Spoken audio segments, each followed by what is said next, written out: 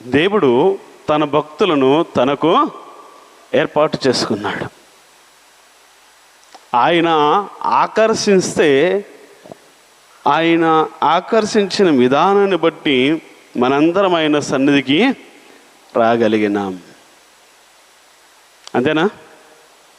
ఆయన ఆకర్షిస్తే ఆ ఆకర్షణను బట్టి ఆయన సన్నిధికి మనందరము రాగలిగినాం. ఎంత దూరమన్నా పరుగు పెట్టచ్చు. ప్రియులారా గమనించండి, ఎంత దూరమన్నా పరుగు పెట్టచ్చు. కానీ చివరికి మనిషి ఎక్కడికి వస్తే విశ్రాంతి దొరుకుతుందంటే ఆయన సన్నిధికి వస్తేనే విశ్రాంతి దొరుకుతుంది. బాల్ మనం ఎగిరేస్తే అది ఎంత హైట్ అయినా పోవచ్చు. ఏమండి? అది ఎంత హైట్ అయినా పోవచ్చు. కానీ అది తిరిగి ఎక్కడికి వచ్చినప్పుడు దానికి నెమ్మది ఉంటుంది.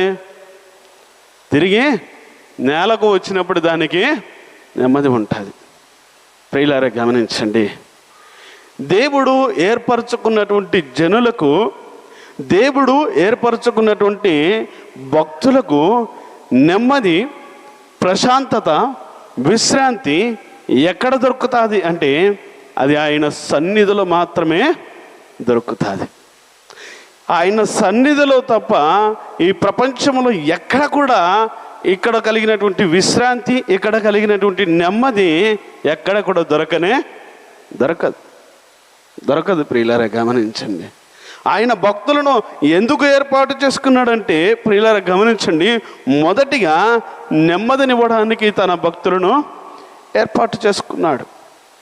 ఈ భూలోకములో మనిషి నెమ్మది లేకుండా సంచరిస్తూ ఉన్నప్పుడు, ఈ భూలోకములో మనిషి ప్రశాంతత లేకుండా పరుగులు పెడుతూ ఉన్నప్పుడు, ప్రియులారా గమనించండి, ఈ భూలోకంలో మనిషికి గమ్యమే తెలియక అగమ్య గోచరములో జీవిస్తూ ఉన్నప్పుడు, ఈ భూలోకములో మనిషి ఈ యొక్క వెలుగును గ్రహించలేక అంధకారములో జీవిస్తూ ఉన్నప్పుడు దేవుడు తనను దర్శించి ఆకర్షించి తనను ప్రత్యేకంగా ఏర్పాటు చేసుకుని, ఎందుకు ఏర్పాటు చేసుకున్నాడు దేవుడు తనను? తనకు నెమ్మది ఇవ్వడానికి, విశ్రాంతినివ్వడానికి, వెలుగునివ్వడానికి ప్రియులారా ఆయన సన్నిధికి ఆయన తీసుకొచ్చాడు. ఎలా తీసుకొచ్చాడు? ఆయన ప్రత్యేకంగా ఆ వ్యక్తిని ఏర్పాటు చేసుకొని తీసుకువచ్చాడు. అదే కనబడుతుంది మనకు. ఏం చేసుకున్నాడు దేవుడు? ఏం చేశాడు? ఆయన ఏం చేశాడండి?